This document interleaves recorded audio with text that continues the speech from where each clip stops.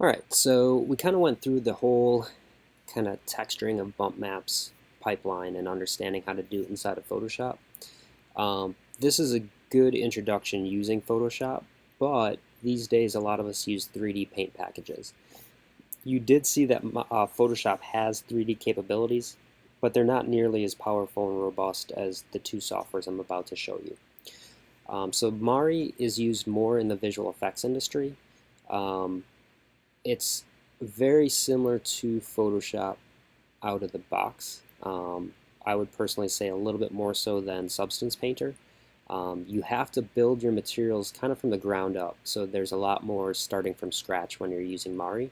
Um, One thing that it's more powerful with is that you can use UDIM spaces more effectively inside of here to increase your resolution.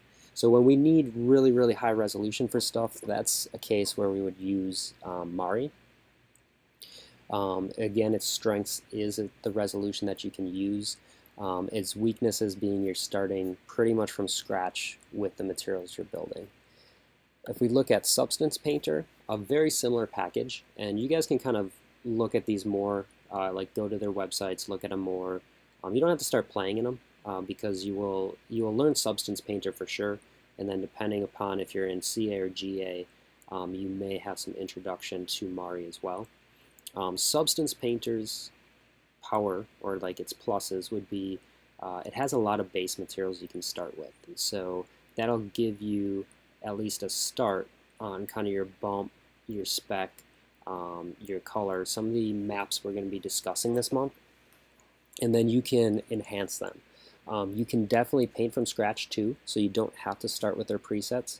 You can paint everything per your own kind of design. Its weakness is probably the resolution. So it still doesn't have a really good implementation of UDIM workspace, uh, which makes it more difficult to work on VFX projects or film projects inside of Substance Painter. It is used for, in some instances, inside a film, and it's gaining more of a foothold. So it's going to get to a point where I think Substance Painter will kind of fix the UDIM workflow, and you'll see more competition between Mari and Substance Painter.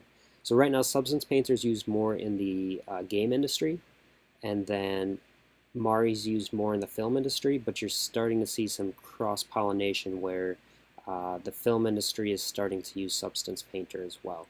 So both very powerful tools. When you get to model creation, you will actually start learning Substance Painter towards the end of the month. So if you want to check them out and research them a bit, just get familiar with them. It will get you kind of a jump on some of the things you're going to learn in the future.